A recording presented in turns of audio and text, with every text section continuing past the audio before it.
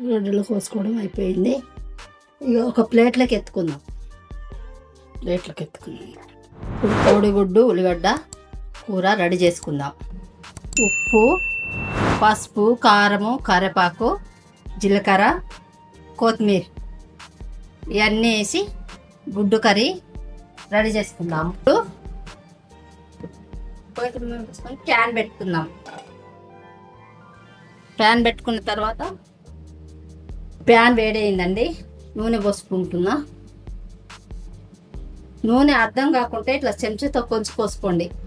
చూసారండి, ఒక చెంచా, 2 చెంచాలు, 2 చెంచాల నూనె కాగిన తర్వాత జీలకర్ర వేసుకోవాలండి.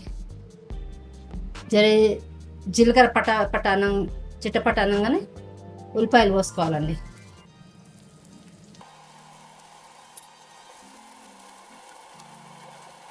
ఒక చెంచాడు పసుపు వేయాలండి. 2 రెప్పల కరివేపాకు వేయాలండి.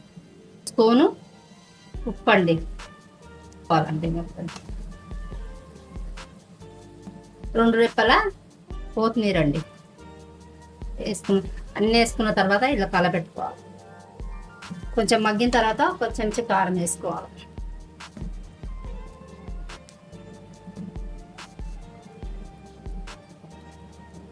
చెంచా కారం వేసుకోవాలండి.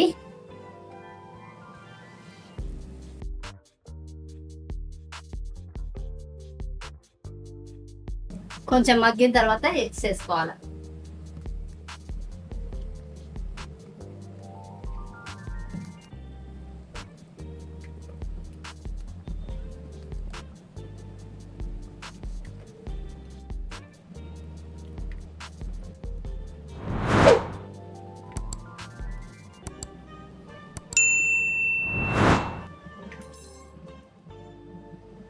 ఎగ్స్ వేసుకున్నాక కొంచెం పైన ఇట్లా అనాలండి.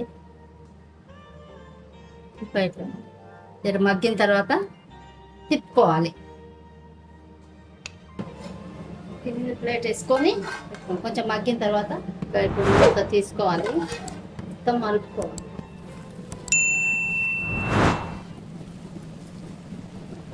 గ్లాసులో నీళ్ళు వేసుకుందామండి. ఇవి అరకలండి. రాత్రి నానబెట్టాలి. నానబెట్టి పొద్దున వండుకోవాలి. ఆరోగ్యానికి మంచిదండి. ఈ అన్నం అయిన తర్వాత చూపిస్తాను. కోడిగుడ్లు ఉల్లిగడ్డ రెడీ అయిందండి. కొంచెం ధనియాల పొడి, కొంచెం గరం మసాలా వేసుకున్న తర్వాత ఇలా కలపెట్టు 2 నిమిషాలు అయినాక దించేసుకోవాలి. ఎగ్ కర్రీ రెడీ అయ్యింది. ఎగ్ కర్రీ రెడీ అయ్యింది. భోంచేసుకుందాం రండి. సూపర్గా ఉంటుందండి ఎగ్ కర్రీ.